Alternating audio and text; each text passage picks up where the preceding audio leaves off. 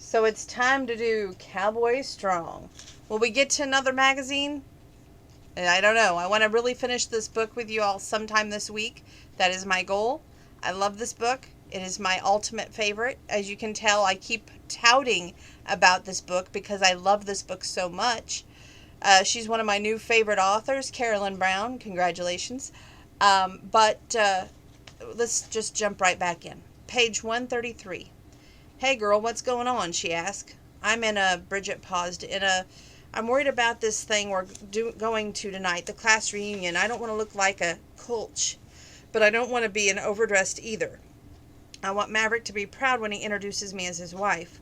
Holy crap, Elena exclaimed. I'd actually forgotten about the reunion. What's a culch? You call it a country bumpkin, Bridget said. How could you forget? I've been fretting over this for a week. What are you wearing? It's very informal. Bridget tried to remember what her closet since she hadn't taken time to shop for anything new. Maybe I'll wear a pair of capris and a sleeveless top. Thank God. Bridget heaved a sigh that Elena could hear on the phone. I was afraid I needed a formal dress. I've been kicking my butt because I hadn't shopped for something nice when we were out looking at bridal dresses, or bridal and bridesmaids' dresses. What you wore when we were shopping would be fine, Elena told her. I'm sure glad that you called because I've forgotten all about the affair. What with all these fast wedding plans and shower tomorrow afternoon. Thank you so much for sorting that out for me, Bridget said. Maverick has gone to get Ma'am. She planned to come and get to the ranch tomorrow, but we needed a sitter for Layla this evening. You're very welcome, Elena told her. Why don't we all four ride together? That would be great, said Bridget. I won't feel like a stranger if you're with me when we walk into the room. Page 134, 135. Meeting all of old Maverick's school friends is going to be a bit intimidating. I've always been tall and felt out of place, so Mama used to tell me when we walk into a room with my head held high, act like I owned the place, and Elena finished the final round and parked the tractor. Sounds like the advice my grandmother told me, Bridget said. You've turned off the engine to whatever machinery you were running, so I guess you're calling it a day. I guess I'd better, Elena said. Right now I look like one of your culchies. Not you, Bridget laughed with her. Pax says you look like a model no matter what you're wearing, and I agree. So he says that, does he? Elena opened the tractor door and hopped down from the cab. The sun was setting in the west, taking part of the heat with it, but the slight breeze that had ruffled her hair was still hot enough to bake a cake, or so it seemed. Yes, he does. He's very much in love with you, Elena. Now, I've got to start getting dressed for the party. See you later, Bridget said. Elena said goodbye and tucked her phone into her hip pocket and jogged all the way to the house. Matt looked up from the sofa as she passed through the living room and gave him a smile. She stopped and kissed him on the top of the head. How you feeling today, Daddy? Better than yesterday. Not as good as I hope to be tomorrow when all the medicine gets out of my system. But, darling, don't have time to stop and worry about me. Pax will be here to get you for the reunion in an hour. Quite frankly, you look like hell right now, Matt told her. I always have time to talk to you, and thanks for boosting my ego, she told him. He chuckled and pointed towards the stairs. Get on about making yourself beautiful. Yes, sir, she saluted smartly and raced up the stairs, started a shower, shuddered at her reflection in the mirror. Her father was right. She did look like hell. Dirt clung to her sweaty t-shirt and smeared across her face like war paint. A few blades of straw were stuck in the strands of her hair. She'd been in such a hurry to get into the house that she hadn't even realized she'd stepped into fresh cow patty until the smell hit her nose. So Pax is in love with me, is he? She muttered as she peeled off her clothing and stepped into the shower. I bet if he saw me right now he'd run the other way. She had just finished putting on her lipstick. An hour later, when the doorbell rang, she heard the sound of two deep voices floating up the stairs, but she couldn't make out what they were saying. After one final glance in the mirror, she slipped on a pair of sandals, headed down the stairs. Aren't you going, Daddy? You went to school in Daisy, too, and I've never known you to miss a reunion, she asked when she got to the foyer. You can ride with me and Pax. We'd be glad to have you go with us, Pax said. Not this year, Matt said. Don't have the energy to deal with all the BS. You kids go and talk of the party and be... You kids go and be the talk of the party with your engagement and all. Pax took her by the hand and twirled her around. We should have gotten a red carpet laid out for you and a limousine for you to ride in. You look like a movie star. You need to get your eyes checked. She picked up her purse from the credenza. Don't wait up, Daisy. Daddy will be late, but if you need to call us. If you get bored and you can pretend I called. Matt chuckled. Thanks, Matt. Pax nodded. But I'm going to be the one with the prettiest girl there. I plan to stay until they lock the doors and stay on the dance floor so long that Elena and I have to buy new boots tomorrow. That's exactly what I want y'all to do, Matt said. Good night now and get on out of here. That was 134, 135. We're on 136 and 137. Elena kissed him on the cheek and thought about the last word in the sentence the whole way out of the truck. Not even the heat caused by Pax's hand on her lower back could shake the words from her mind. Waiting, that summed up what she was doing. Waiting for the end of both her father's life and the marriage that she was about to enter into with Pax. She read right there that there were several stages to grieving process. Denial, anger, bargaining, depression, and acceptance. And then often they didn't affect a person in that order. But they could jump around according to the article. She might even experience more than one stage in a single day or hour. As she got into the truck, anger washed over her, and she knew exactly who she was mad at. Not her father, but God, the big man himself. How could he do this to them? There were serial killers out there on the loose that God could justify giving an inoperable brain tumor to. Those were the ones who should be dying instead of hurting other people. Her father was a good man, a Christian. He put her interest before his own after her mother died.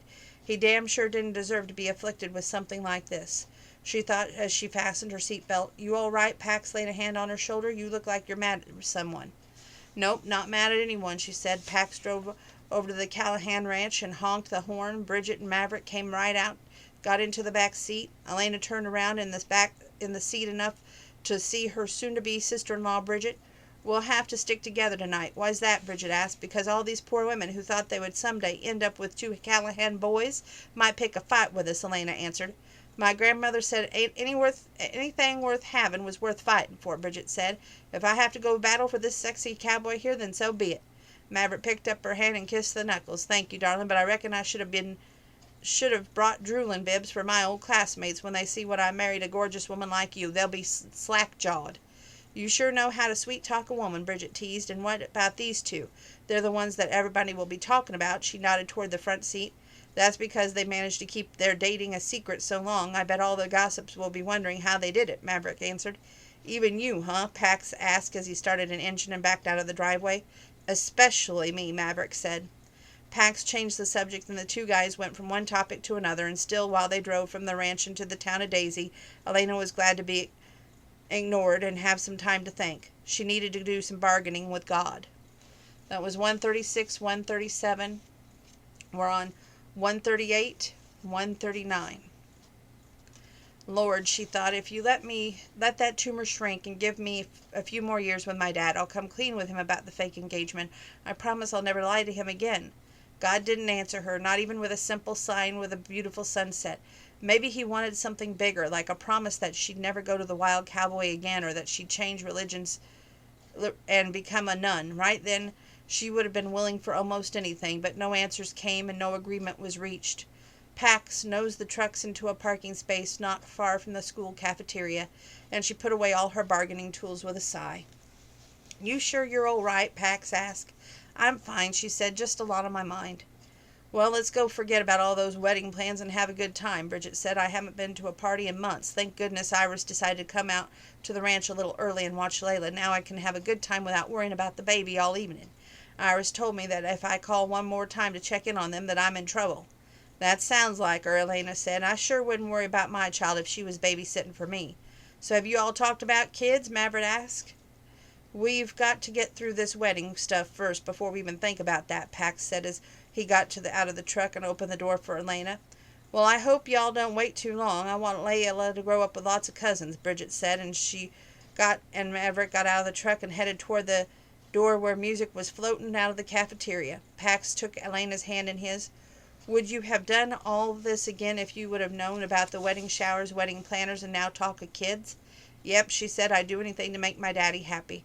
They followed Maverick and Bridget through the doors and down the hallway. That was my locker right there, Maverick pointed, and mine was on the other end, Elena told Bridget. Pax's was right beside his. Wouldn't it be something if these old things could talk?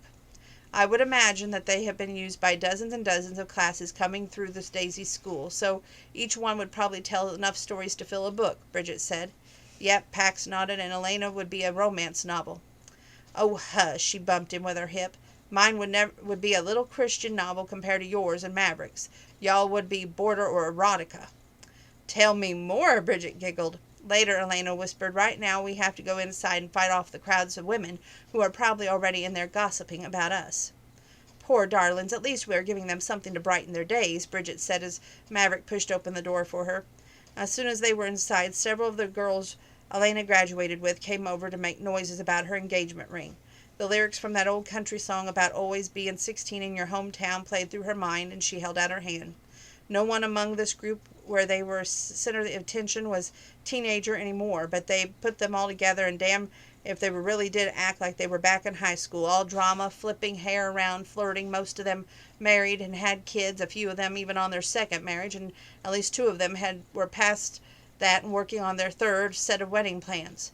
As far as Elena was concerned, that last bunch was bat crap crazy. Thank God for wedding planner her father had hired, or she'd already be certifiably insane with all the preparations. Thinking about going through all the process 3 times was enough to give her a case of the hives. I can't believe you're really going to marry Paxton, Melissa said, a short blonde who was 30 pounds heavier than when she was in high school cheerleader. She'd been dressed in a skin-tight dress that barely reached her now chubby knees. She'd gotten a divorce from her second husband and kept scanning the room as if she was looking for number 3. She went on her tiptoes and cupped a hand around Alana's ear. But then I suppose you finally caught him with the oldest trick in the book. So when's the baby due? Danielle asked. She'd been one of the cheerleaders in high school, and she was still so thin, and even skinny jeans looked like they were hanging on a hoe handle. She'd even had quite the reputation for sleeping only with the guys on the basketball team, and had actually married the star player. They had 2 kids. Frankie was now the owner of the local gas station convenience store. I'm not pregnant, Elena said. Sure you're not, Danielle gave her a big wink. If you weren't, you would have taken a year to plan the biggest wedding in the whole state of Texas. You can't fool us, but we'll play along. But only after you tell us when the baby is due, Melissa giggled. 138, 139, 140. Here's 141, 142, 143. In about 2 years, Elena whispered. I'm really not pregnant. BS, Rachel Freeman, who had been Elena's nemesis in high school, pushed her way through the crowd. I've had my eye on Paxton for 3 years, and we were ready to close the deal. I even learned how to drive a tractor so I could impress him. The only way that he would have chosen a big old horse of a woman like you over this, she swept her hands down over her body, is if you tricked him with pregnancy. Rachel had been a thorn in Elena's side since they'd been junior high school. Elena's dad told her that the girl had a severe jealousy issue, and he was so right. His advice was for Elena to ignore the girl, and eventually karma would catch up with her. But Rachel's bullying had gone beyond jealousy. She told ugly tales about Elena, and then denied saying a word when confronted. She tried to bronc ride and failed at that. Then she tried to steer for the county fair and then come in behind both Pax and Elena. The days of being able to ignore Rachel came to an end that very evening. Like I said, I am not pregnant. Elena fought the urge to cross her fingers behind her back. I don't have to catch a man, or even 3, that way.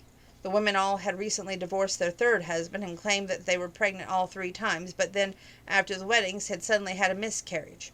Rachel's hand nodded into fist. What did you say to me? You heard me, Elena said with a sweet smile on her face. Bridget, bless her heart, must have overheard or maybe read the expression of the women around Elena, because she chose that moment to make her way through the maze, to hand Elena a glass of what looked like wine. Hello, I'm Bridget Maverick's Callahan's wife. Elena's going to be my new sister-in-law in a few weeks. Pax tells me that he's been in love with her since they were barely knee-high to a grasshopper, but it's only recently that she had agreed to go out with him. Have you seen her gorgeous ring? So you're that Irish woman who had Maverick's baby, Rachel said. I got to admit, y'all both, her eyes shifted from Elena over to Bridget, were smarter than we were. Come on, Rachel, Melissa took her by the arm. I see 2 empty bar stools, and I do believe that Billy Ray is making eyes at you. Let's go buy him a drink. Rachel wobbled slightly on 3-inch spike-heeled shoes that she wore with her skin-tight designer jeans. Poor old Billy Ray had been in love with me his whole life. Maybe I need a younger man in my life. I believe I'll make him a happy man tonight. Sorry about that, Danielle said. Rachel's never been able to hold her liquor, and we all know that she's been jealous of you for years. I wish I knew why, Elena said. Danielle smiled. Because she's had her eyes set on Paxton all these years. She even flirted with him every chance she got when she was married. But Pax and I didn't even start dating until this year, Elena said. You sure hit it well when you did. Poor Rachel, Bridget said. She was married 3 times, and all 3 times Wanted to be with someone else. That must have been miserable. She definitely got some problems that would probably make a therapist pull his hair out. Danielle lowered her voice. I don't think Rachel likes who she is, but we won't let her ruin our night. I'm going to go get another glass of wine. Can I bring you something? We're good, Elena said. Danielle nodded. Great seeing you both, Elena, and meeting you, Bridget. I'll see you both at the shower. Bridget and Elena disappeared into the crowd. Bridget wiped her brow in a mock of fear, smiled up at Elena. Thought for sure that we were going to have to go all in a superhero on that woman. She gets worse when she's drinking. Billy Ray may have to spend a lot of time on his knees. Elena took a sip of her wine. God almighty, this is terrible. Maverick says we all got non-alcoholic everything since the reunions held in the cafeteria. No drinking on school property, Bridget told her. So Rachel is psychologically drunk, or else she had her fair share before she got here. That was 142, 143. A little bit of 144 to 145 is marked. Whoever was on the music committee got songs right at least. Remember when this one came out? Pax buried his face in her hair. I pretend I was dancing with you around the kitchen floor with a mop. That's sweet, Elena said. Did you really want to dance with me? Oh, honey, he groaned.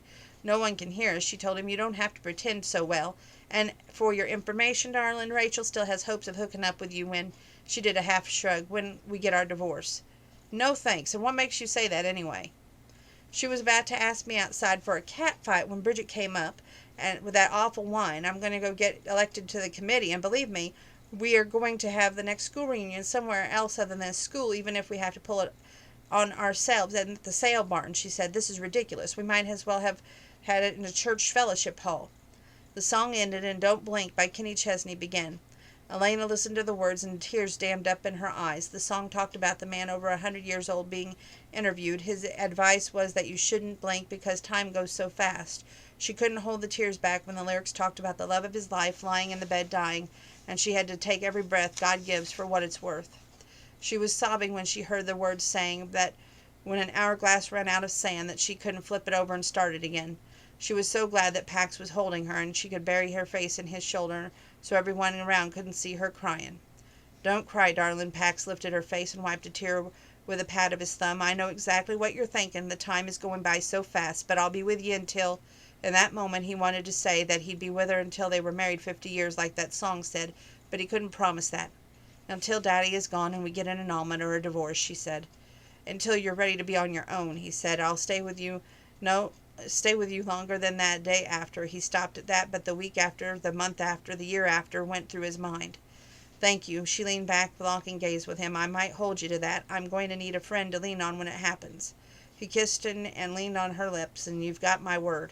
Are you bored with this thing yet? She asked. Never, he replied. Not when I'm dancing with the prettiest girl in the room. Besides, we're Maverick and Bridget's ride home, so we have to stay at least until the last dog is hung. They are having a great time. Let's slip outside, get a drink from Bubba Joe, and sit on the tailgate, she said. I can't deal with all this drama right now, Pax. We'll two-step over to the door, then sneak out on here, he said. I'll tell Maverick when we pass by him. 144, 145, 146... 147. At least we made an appearance, she said, but then started falling. He tried to grab her, but it was impossible to get a hold of her anywhere. She landed hard on her side, and then Rachel was on the floor right beside her. Pax figured that both women had slipped on root beer and was dripping from a table where a can had been turned over. He extended a hand towel towards Elena and helped her stand. You okay? He asked. I'm fine. Her tone and pained expression on her face suggested that she was anything but fine. He turned to help Rachel, but Billy Ray was already by her side. That witch grabbed my high heel and dragged me down, Rachel hissed. Oh, come on, sweetheart. It was all an accident. Billy Ray draped an arm over Rachel's shoulder and led her out the door. Let's go find you a real beer. That'll make it all better. Bridget and Maverick made their way across the floor and stopped in front of Elena. Are you all right? Bridget asked. That was a nasty fall. I'll be fine, Elena said again. I just need to get out of here and get a breath of fresh air. Y'all go on and enjoy the evening. Pax and I are going to go visit Bubba Joe's bar out in the parking lot and buy a drink. Wanted me to send him back inside with something real for y'all? Maybe later, Bridget said. I can be the designated driver if y'all get more than one drink. Thanks. Elena tucked her arm into Pax and leaned on him outside the way of the cafeteria. Do we need to run you to the emergency room and get your x-ray of your side? Pax asked when they were out in the hallway. That sounded like a pretty solid crack. You might have fractured a rib. I had cracked ribs back when I was bronc riding. This is only going to be a bruise. I know the difference, she told him. It hurts like hell, but by damn, Rachel's going to hurt too when I teach her to trip me. What? Pax stopped in his tracks. She pulled on his arm. Let's get out to the truck and let me stretch out in the bed, and then we'll talk. Pax scooped up Elena in his arms and carried her out to the truck. He set her on the ground, lowered the tailgate, and said, "Stand right here, darling, while I get the blanket out of my truck." "Right now, I don't even care." She held an arm out and groaned. "I hope this bruise is gone by the day of our wedding, but at least I won't be walking around down the aisle with an arm in a cast." Pax rushed to the back seat, grabbed an old patchwork quilt, carried it to the pickup bed. He quickly spread it out, put his hands around her slim waist, and picked her up again. This time he set her on the tailgate and motioned for her to slide on back. "Tell me what you want to do to help you, and I'll do it." "I can do it without your help." She managed a weak smile. "Thank you, though." She scooted until her back was braced against the back of the cab. He did the same until he was right beside her. His heart threw in an extra beat when he gently pulled her to his side. "Now, what's this about Rachel tripping you?" 146, 147, 148, 149. She was dancing with Billy Ray. She snarled her nose at me, stuck out her foot, kicked me in the shin. About the same time I stepped in that spilled root beer. Then as I was falling, she gave me a shove with her elbow and called me a witch. "Man, she's got the hots for you," Elena said. "For me?" Pax frowned. "What have I got to do with anything? Like I told you, I never did like that girl."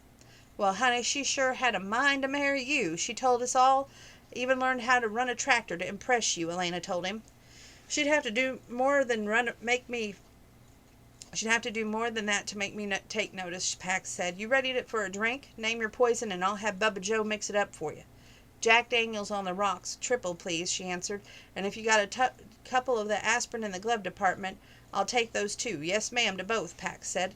"Guess she got her comeuppance when she went down with you." "I suppose she did." Elena smiled. "Truth is that I grabbed her high heel and gave it a good solid twist. I was glad that she didn't fall right on top of me, drunk as she is. She might have upchucked all over me. I'd hate to have that in my hair." Pax chuckled, then laughed out loud. "And all this because she's mad at us." "Yep, she thinks I tricked you into getting married by getting pregnant," Elena confessed. "People sure like to meddle in other folks' business, don't they?" He swung himself out over the side out of the truck bed. "Two triple shots of Jack coming right up," he said. Of all the dumb luck, Billy Ray and Rachel were in line right in front of them. Rachel turned around and put both her hands on his chest. "I can't believe you asked Elena to marry you," Rachel slurred her words. "We could have been so good together, and we would have made such pretty babies." "Billy Ray would make gorgeous babies with you. Just look at his big old blue eyes." Pax grabbed her hands and laid them on Billy Ray's chest. "Mama would kill me in the graveyard dead," Billy Ray mouthed her over the top of Rachel's head. "I don't have any doubts about that," Pax agreed, "but go for it anyway." "Oh, Billy Ray, darling, why didn't you speak up sooner? We've lost so much time. I don't even care that you're younger than me. Age is numbers on paper." Rachel finally caught up. Billy Ray narrowed his eyes at Pax. "Let's talk about it when we're both sober." "You got it," Rachel pointed her finger at Pax. "Too bad. So sad. I'm over you now. You can go on and marry Elena Carey. I don't give a damn. I've got Billy Ray now, and he's going to be so good to me." Billy Ray led her back in the line of folding chairs, helped her get seated, and when he returned to the line, "What in the hell is going on? I thought this would be a nice reunion, but it's worse than ever than all the other ones I've been to put together. We should have rented the Wild Cowboy for the evening like you said last year." "Yep," Pax said. "Good luck with Rachel." "I hope to hell she doesn't remember anything when she sobers up," Billy Ray said. "Is Elena all right? Rachel told me that she did trip her on purpose." "She'll be sore for a few days, but it'll wear off. And take my advice, old friend." Pax laid a hand on Billy Ray's shoulder. "Get Rachel back inside, hand her off to her friends, and make yourself scarce, or you might find yourself walking down the aisle. She's looking for a husband and not a one-night stand." "I hear you," Billy Ray said. "What are you looking for?" His grandmother's voice popped into his head, and he remembered that Mam was coming to the ranch. She'd arrive sometime tomorrow for the wedding shower, and she planned to stay until after the wedding. "I'm looking for what Bridget and Maverick had," he answered honestly. He waited for a few minutes, but Mam didn't offer any advice one way or the other. No doubt, though, when she was at the ranch and they were face to face, she'd give him plenty of sass about everything. He finally reached the front of the line, got his drinks, and then carefully carried them back to the truck when he realized that he hadn't missed flirting. He always spent most of his time at the alumni reunions flirting with all the ladies, but tonight he only had eyes for Elena. 148, 149, 150. Moving forward. And I just dropped my thing, which is not good. but we will probably stop. A good thing I put my finger here. 154 is a short little paragraph, a page. We ain't got a choice, Elena sighed. Life says we're played too long, and now it's time for us to both be adults. Kinda scary, ain't it? And Pax, I love you so much as a friend to rope you into a lifetime of marriage that you didn't want. But you never answered my question. What do you want? I want what Maverick and Bridget have. Matter of fact, I want what Hud and Rose have, what Tag and Nikki have, and all the other couples at the ranch in the Sunset. I want what Grandpa and Mam had, he answered without hesitation. And what is that? She asked. Unconditional, complete love that will last forever, he said. And how do you know when you've got it? She asked. My heart will tell me, he answered. Grandpa told me that he knew right here. Pax tapped his chest where he found the right woman. I'm depending on the same feeling to hit me.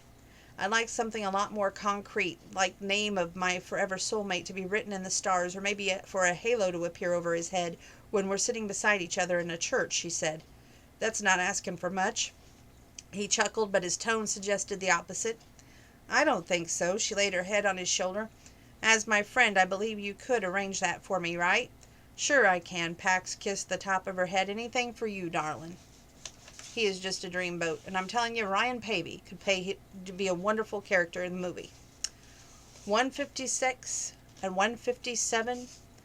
Here we go. We got so busy I forgot to ask about the reunion last night. It went fine, Daddy, she answered. Pax and I spent a lot of time in the bed of his truck talking about the future. Having the party at the school wasn't a good idea. I have to tell you more about it this evening. Looks like Pax is on his way to escort me inside. Matt climbed out of his truck, waved at his future son-in-law. I'm going in. Y'all hang back a minute or two so you can make an entrance. Folks love that, he told Elena. Be sure to look around the room and thank everyone personally as you open gifts. Yes, sir, Elena nodded. A month ago, his saying that would have upset her, but now she only had a limited amount of time with him, and it was endearing. You look stunning, Pax said as he opened the truck door for her and extended a hand. But you always do. Thank you, she said. You clean up pretty good, too, for an old cowboy, ranching cowboy. Do my best. He tipped his hat at her. His hand on her lower back as he escorted her into the fellowship hall sent tingles of desire up her spine and through her body. When they walked through the door, she gasped, not because of the heat created by his hand, but by all the gifts piled up on a 10-foot table. Good God, it would take hours to open them, and sending them all back would take several weeks. She thought about owning up to the devious night right then and there and calling the whole thing off. Matt slipped up beside her and whispered, You are loved.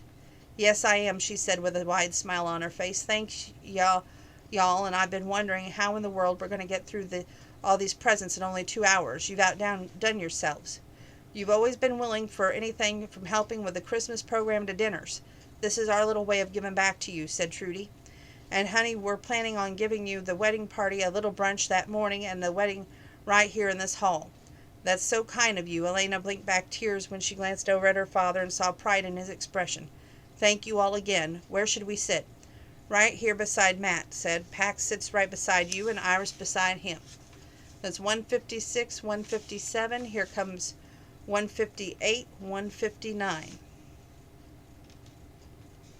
Elena's heart felt like it had chains wrapped around it as she passed the homemade quilt, fancy needlepoint pillows, other handmade gifts to Trudy displaying on the gift table. She had no idea so many folks in Daisy would send such priceless gifts, and guilt wrapped itself around her like a blanket made of ice.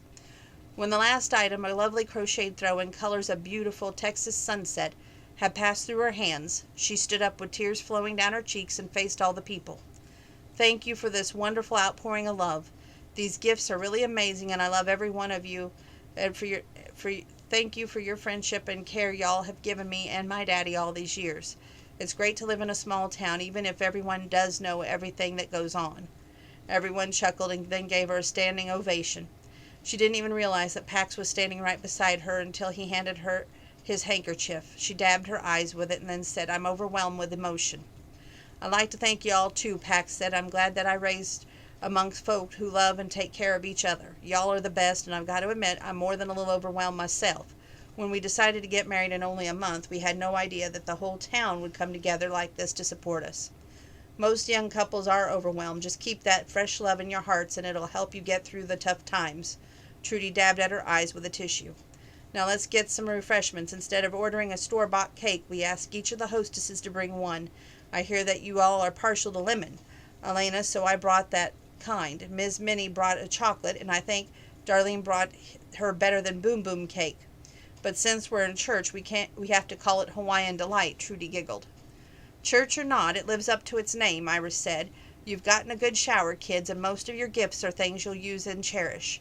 Folks know that you already have a house full of necessary things, so they try to give you handmade things and that would touch your hearts. It really was pretty awesome. Pax looked at his grandmother. We're so glad that you could be here, ma'am. Wouldn't miss it for all the dirt in Texas, she said. Now I'm going to go for some of the Darlene's cake before it gets all served. It might not be better than Boom Boom for you two, but at my age it damn sure is. She rolled her eyes toward the ceiling and said, Pardon me, Lord, for swearing in church. Now y'all go sit out at the head of the table, Trudy said, and we'll bring a sampling of all the cakes for you to try. Pax slid Elena's chair in for her and then took a seat in the one beside her. Who'd have thought this would have gotten so out of hand? Want to go back and change your mind, she asked. He shook his head. Look at Matt and Ma'am. I don't want to tell them that we've been lying to them. Daddy won't ever know, but you will have to tell Iris, she whispered. I think since I agreed to this as a favor to you that you should tell her, Pax told her. Oh, no, that's your job. It's an agreement. She kissed him on the cheek. Remember when you proposed you said that you would do anything to make me happy? Nope, I do not remember that, he frowned. She patted his hand. You were tired, and you probably spent the night before with some bar bunny, so you don't remember. Oh, look, darling, at the cake. She clapped her hands and squealed for the benefit of those watching. 158, 159, here's 160 and 161. 3 of the hostesses had formed a parade and were coming right at them. One had a platter full of different cakes, another had a tray and held 2 glasses and a pitcher of lemonade, and the last one had a platter of finger foods. This all looks amazing, Elena said, and I'm sure the cake testing for the wedding cake won't be nearly this good. Trudy beamed. We loved putting it together for you, and we wanted you to have something special. Well, you've all gone above and beyond, Pax said, and I'm starting with a bite of this chocolate cake. We've got to get back and serve all the folks. Y'all enjoy. I'm sure Matt and Iris, Bridget, and Maverick will join you soon. I wish your whole wedding party could have been here, but we'll get to see them at the brunch, Trudy said. Yes, you will, Elena put a bite of lemon cake into her mouth. Trudy, could I get you to make a couple of these for the wedding? Trudy really beamed at that request. Honey, you tell me how many you need, and I'll deliver them the morning of the wedding. Thank you, Elena nodded. I'm thinking maybe we'll have a small wedding cake, something to cut tradition and serve your cake to the people. It's always been my favorite at get-togethers. Trudy laid a hand over her heart. I would be so honored, and I'll save back a big square for you today. She winked and hustled off to help serve. That was sweet of you, Pax said. I really do like this cake that much, and besides, she looked around to be sure no one was listening, she's going to blame me for the annulment. That means she's damn sure won't offer me to make lemon cakes for my second wedding if I ever have one, and you can bet that your sexy little cowboy butt there won't be another shower either. Pax picked up a chicken salad sandwich. Well, darling, I'm right glad to be part of your first wedding, and for the record, I don't imagine Trudy's going to lay all the blame on you. I bet I get my fair share. She leaned over and brushed a kiss across his lips. I really do thank you for everything. Anything for you, darling. He laid his sandwich down, picked up her hand, and kissed her knuckles. 160, 161.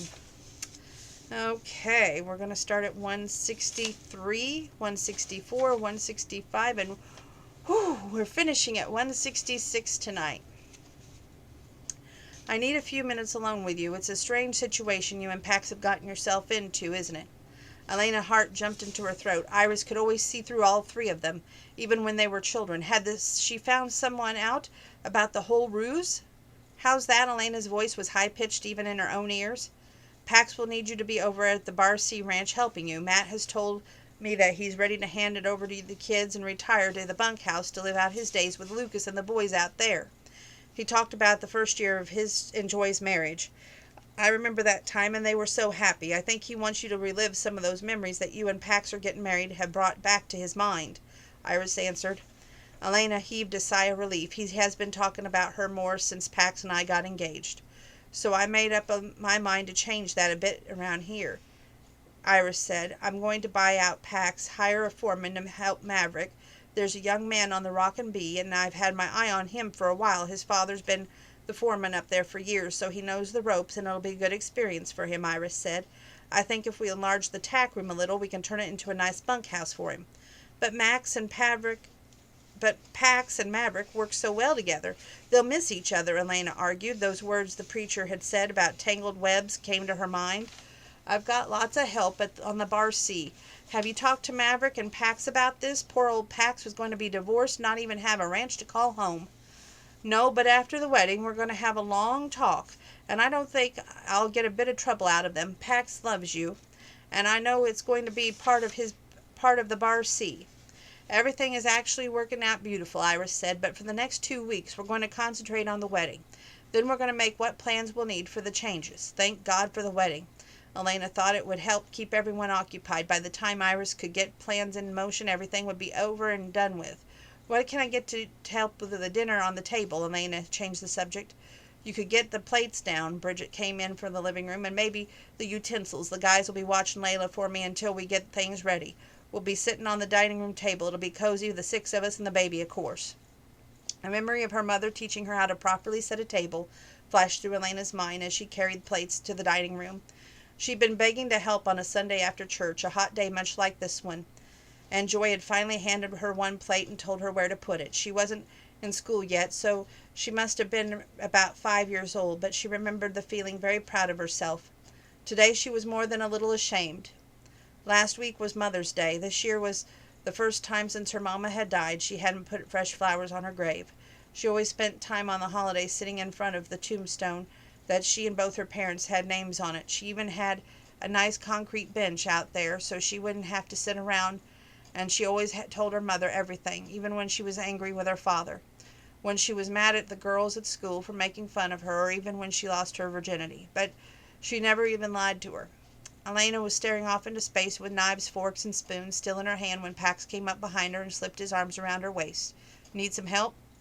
"Maverick and Matt don't need me to take care of Layla right now, but I see that why you like for Matt to have known that his grandchildren. He would be really good with kids. We've got pretty things well under control in here, and Daddy always loved kids." She sighed. "This may sound crazy to you, but I need to go to the cemetery this afternoon." "Great minds and all that," he said. "What does that mean?" She stepped away from him and continued placing the rest of the cutlery around the table. "I was thinking the same thing this morning in church," Pax said. "The preacher was talking about how we influence those around us, and his words made me think of Grandpa and my dad. I haven't been out to their graves since I came back to Daisy. We'll sneak away and go there together." Elena had wanted to go alone. She couldn't very well talk to her mother with Pax right there beside her, at least not out loud. "That would be great," she said. "Would you mind if we drive out to Plainview first to get some flowers at Walmart?" "Not a bit," he answered. "Drive to Walmart for what?" Iris brought a basket of fresh scones to the table. "Flowers to go on Mama's grave," Elena answered. "I've been planning to go out there to visit with Tommy and Barton for the next week. I've ordered a custom-made silk arrangement for your grandpa's tombstone and one for your dad's. They'll be ready on Wednesday, so tell them I'll be out to see them," Iris said. Paxton nodded and headed back to the living room. "I sure will." Iris stopped to give Elena a hug. "I know that my husband and son are dead, but sometimes I like to sit there and talk to them. It brings me comfort." "I know exactly how you feel." Elena wrapped her arms around Iris. "I talk to my mama all the time, and I should have been out there last weekend." "Yep, you should have," Iris agreed. "So go tell her why you weren't, and honey, she'll forgive you. I know Joy well, and she understands how busy you and Pax are with this wedding." "I hope so," Elena said. Oh, this is a small page. Page 168. Paxton Callahan really was a fantastic friend, Elena began to realize. All the anger was gone now, and he already taken care of future problems. Putting Trudy in charge of Rachel at the wedding was a brilliant suggestion. "That sounds great, but if Rachel follows us here," she hesitated. Pax butted in before she could finish the sentence. "I keep 2 good sharp shovels out in the tack room." He wiggled his eyebrows. "They'll never find her body." Elena had laid a hand on his thigh. "You are so good for me, Pax." "Not nearly as much as you are for me." He squeezed her hand. Oh, let's see how far this one goes. Well, let's get to 174, and then we'll call it a night on this book. "I guess I better back up and tell you all what happened since the first of the month," she said as she arranged the new yellow and peach-colored flowers in the vase. "I got these because I chose these colors for my wedding. I'm marrying Pax, and it started out to be something I was doing so Daddy could walk me down the aisle and die in peace. Did I tell you that he'll be joining you in a few weeks? Well, he will, and I'm not a bit happy about it." She stopped and ran her forefinger over Matthew Daniel Carey's name engraved. Tears mixed with her mascara and black streaks flowed down her cheeks. "He's going to be with you before the end of the summer, and the date of his death will be written right here, and Mama, I'm not handling it worth a damn. I'm putting on a pretty good show for him, but I'm mad as hell.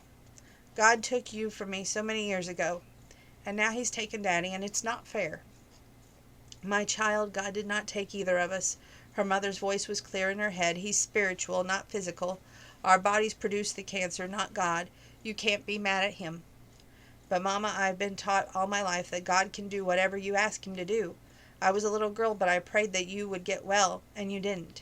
Now I'm praying the same thing for Daddy, and I know it's not going to be answered," Elena argued. "He hears your prayers, but sometimes the answer is no. He doesn't always do what folks want him to do, because he sees the big picture." Joy continued, "But what he does give you is strength to endure the trials that life brings you. Don't tell God how big your storm is. Tell your storm how big your God is." She recited what her mother had written in a letter to her the last week she was alive. Elena had read it often in the past 18 years, but right then she understood what Joy had been telling her. "He's sent Pax to help you get through this storm," Joy said. "I think I might be falling in real love with him, Mama," she admitted. "It's complicated. He agreed to marry me, but he's only committed to me to this lie until Daddy has passed on. All of these emotions, I'm feeling all this grief, and when Daddy is really still alive, and the thought that I could be possibly in love with more than a friend is confusing the hell out of me." Evidently her Mama had given her all the advice she would get that day. When she heard a truck approaching, and she hurried, cleared up the area around the gravesite, and waited for Pax. He sat down on the bench beside her, put an arm around her shoulders, and drew her close to him. "It never gets easier, does it? And knowing Matt's death date will be on there before long, well," his voice cracked. "I don't want my tombstone put up until after I'm gone," she said. "Mama and Daddy have extra plots over that way." She pointed toward the pecan tree. "I definitely don't want my kids to have to look at it until after." She used the back of her hand and wiped more tears. "Your dad didn't have a choice in the matter. He wanted to put one up for your Mama, and he wanted them to be on there together." Pax said, "It's not easy looking at Mom's name on there with that chunk of granite either." "Or your mother's?" Elena asked. "When Mama remarried, she had the original stone removed and put one up with Daddy's name on it. I have no idea where she'll be buried. For a few years we saw her at Christmas, but that ended long years ago. She didn't even come back to Daisy for mine or Maverick's high school graduation," Pax told her. Elena took his hand in hers. "I'm so sorry. I barely remembered your mother." "Me either, and most days I don't even think about her," he shrugged. "Mam has always been there like a mother to me and Maverick, so we didn't even feel like orphans. I never thought of you as an orphan, but I got to admit that Mama died and I kind of felt like one. Daddy did his best, but there were days when we grieved so hard. I was so young and I didn't know what to do for him." The sadness didn't leave his eyes for a long, long time. "I was glad in those times that I could spend the time at Callahan Ranch with Iris and y'all." She stood to her feet and pulled him up with her. He led away from the gravesite. "I like having you here, but I ruined it with that kiss." "We were two awkward kids who didn't know how to react," she said. "Amen to that." He opened the truck door for her. "Let's go get some ice cream." He took one last look at the gravesite from his truck before starting the engine. "The flowers look pretty. How often do you change them out?" "Every couple of months," she answered. "More often if the weather's been bad or the sun fades. Mama always had flowers on her grave. Daddy and I saw to that." Pax fastened her seatbelt and said, "Ma'am takes care of Daddy's and Grandpa's, but when she's gone I'll step up to do it. You might have to help me remember when and show me how to make them look good." "Be glad to," she said. "We can take care of the grave sites together." "Good, but I hope it's for a long time before I have to do that. I want Ma'am to be with us for many, many years," he said. "We don't always get what we want," Elena whispered. That was 172, 173, and we're going to stop there at 174, and we'll pick up hopefully tomorrow. But as you can tell, this book is amazing, and I highly recommend it. And for all the pages that we skip, I hope that you go back, find this book, pick it up, and read it. You won't regret it. So, that's the end of the book review. I might come back and do a magazine review for you, but I didn't get to tell you on how my day went. My big strong thing that I did today. Some of you who follow me on Instagram and who are friends with me on Facebook know that we had wind damage out at the front tree, which is ironic because the back tree was the one that had the crack, right? And a couple nights ago, me and Grandpa both tried to get that limb down, but then it got caught in like a V-shaped part of the limb. So today, I decided, well, there's some wind out there to help me, and I'm going to go out there and I'm going to swing that puppy down. And boy, did I. I rocked it back and forth several times, would change sides, and finally it decided to fall to the ground, and I drug that puppy all the way out to the boulevard. And I sure hope tomorrow that the street department comes by and picks up all the limbs on the boulevard. Not only that, but sees that both trees need removed. I'm so sick and tired of having to prune and trim them, and the one tree in the back has been marked to be removed, where the other tree they have not marked it, but if they clearly see how many limbs is either been sawed off or fallen off because of weather or just because of age, they'll see that both trees need removed, and I really hope they do that. I put a call in and told them, hey, come pick up the limbs off the boulevard. We'll just see if they do. I know that tomorrow is Friday. That's usually their day to come and remove limbs from boulevards. So hopefully they do.